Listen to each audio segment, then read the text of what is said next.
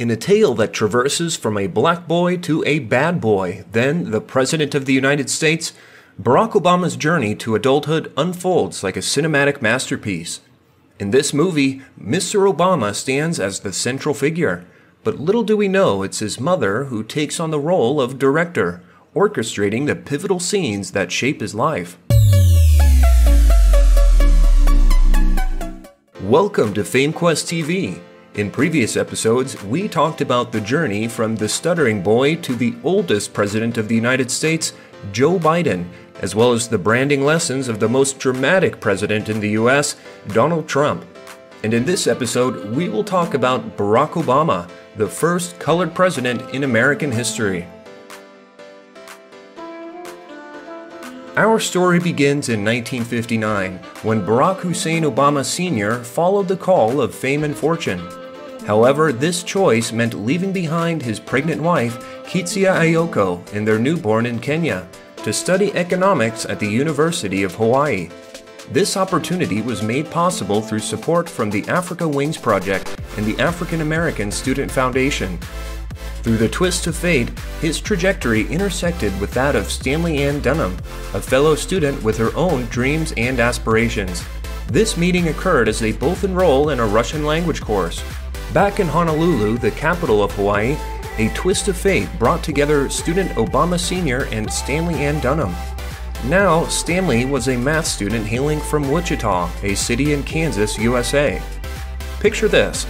They crossed paths while signing up for a Russian language class. Sparks flew and their love story took off like a rocket.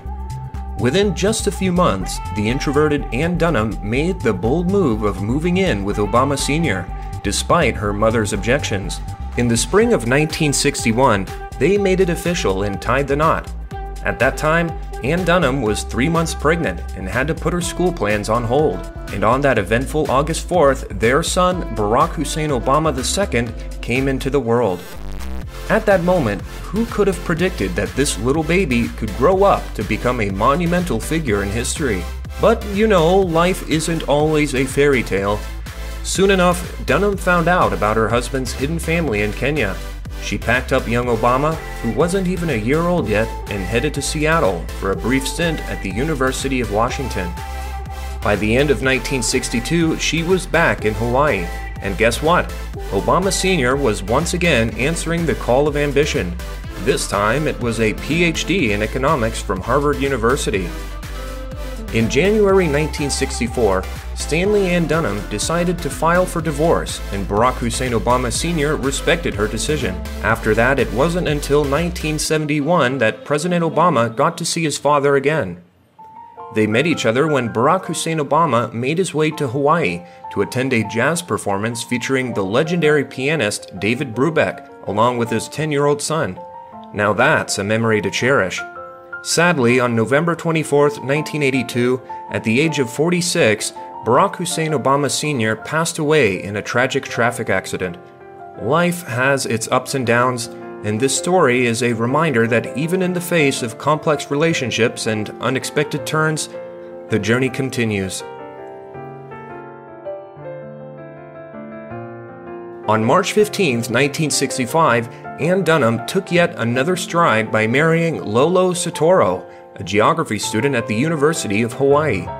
2 years later, young Obama, just nearly 6 years old at the time, found himself journeying alongside his mother to Tibet, a district nestled in South Jakarta, Indonesia, the very hometown of his stepfather. Obama's family left behind the relatively comfortable life in Hawaii and set sail, so to speak, to a third world country like Indonesia. It was a daunting decision, no doubt, yet it unfolded into a thrilling adventure for both Obama's mother and her 6-year-old companion. In his memoir titled Dreams from My Father, published in 1995, none other than the future U.S. President Barack Obama delved into his childhood years spent in Indonesia. He revealed how these formative years left an indelible mark on his life, significantly shaping his sense of self and playing an instrumental role in the evolution of his adult identity. I was raised as an Indonesian child and a Hawaiian child, and as a black child and as a white child. And so what I benefited from is a multiplicity of cultures that all fed me, Obama recalled. Every single day, young Obama had to rise at the crack of dawn, a cool 4 a.m. to be exact. The reason? English lessons with his mother were on the agenda before the regular school day even kicked off at St. Francis of Assisi. But that's not all. Lolo, his stepfather, was like a mentor extraordinaire. He was the one who taught young Obama all those practical life skills that ended up being indispensable. Think about it, everything from changing a tire to outwitting opponents on the chessboard. Quite the diverse skill set, right? In the midst of all this, something beautiful was happening. Obama was getting a clearer understanding of Ann Dunham, his mom.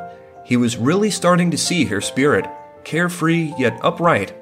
She had this talent for always seeing the good in people, for seeking out the silver lining. And then there was her unwavering determination, her ceaseless struggle to make a mark in society.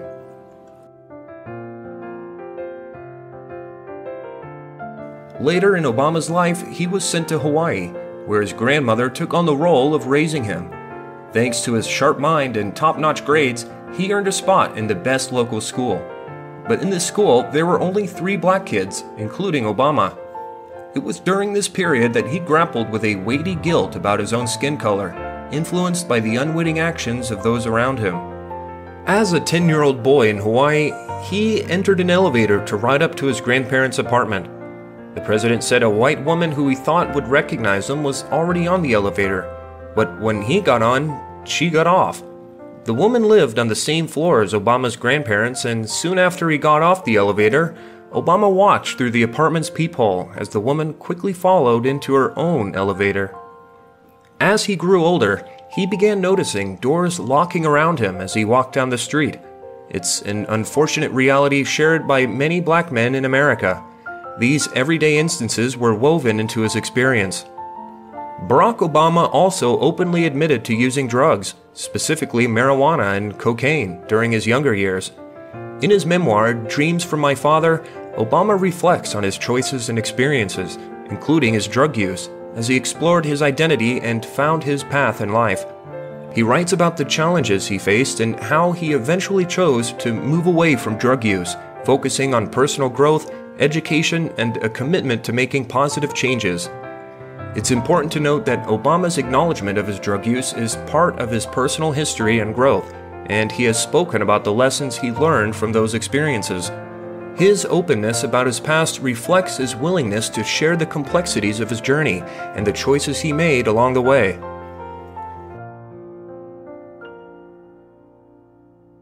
The next chapter of Obama's life was a pivotal time when his mother, Mrs. Ann Sotoro, decided to embark on a journey for her doctoral thesis in anthropology. An unexpected decision, she took the initiative to head to Indonesia for her work. Obama felt very strange at his mother's decision, but she explained it to him. She wanted him to grasp the essence of being human, the pursuit of passions and meaningful contributions to society that spark genuine joy. Her words acted as a wake-up call for Obama, prompting him to reclaim his dreams that had slipped away. In his own words, "She had taught me to take pride in my African heritage, to understand the pain of my mother's life in the South." From then on, Obama embraced his identity fully and embarked on the journey of education, striving to pass the exams for entry into Columbia University. He balanced his studies with community volunteer work, all under the guidance of his mother. Engaging in these community efforts, Obama discovered that a lending hand to others actually brought him immense joy. After college, he briefly joined the high-paying world of Wall Street for just 2 years before making a conscious decision to return and serve the black community in Chicago. His work involved a gamut of tasks, fixing roads and houses, addressing lighting issues, and more. Despite the seemingly small and low-paying nature of these tasks, Obama poured his heart into his work with unyielding diligence and fiery passion. His dedication paid off, leading him to pass the entrance exam for Harvard University and eventually attain a doctorate in law, much like his mother's commitment to the happiness of others. Tragically, this phase also marked the time when his mother lost her battle with cancer. But before her departure, she accomplished something remarkable: a 1,000-page, meticulously detailed analysis of the situation of Indonesian farmers for her doctoral thesis. As Obama handled his mother's funeral, he also discovered her good connections and relationships in Indonesia.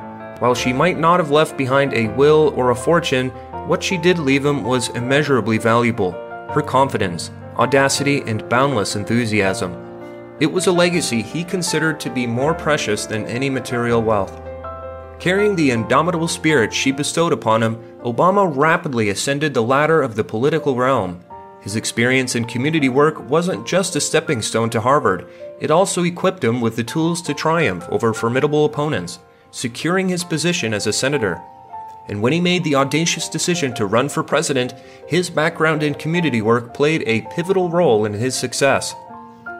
From a black boy to a phase of rebelliousness and eventually to the grand stage of the President of the United States, Obama's journey into adulthood is like a vivid cinematic experience. While he's the star of this show, the director, in many ways, is his mother. Like many of us, Obama too had his moments of doubt, periods of downfall, and instances of confusion. But here's the shining truth. He imbibed the essence of life from his mother. He learned that one's worth is measured by their dedication to society, and with this measure mastered, it's possible to shape destiny and achieve even the loftiest of aspirations, much like Barack Obama, the former President of the United States. As we conclude the first episode of the series about Obama's life and legacy on FameQuest TV, Obama's childhood tale and his mother's profound influence draw the curtain on this chapter of his life series. If this story has stirred something within you, remember to like, share, and subscribe. And don't forget to follow us as we delve further into the remarkable journey of the first colored U.S. president who changed the world, Barack Obama.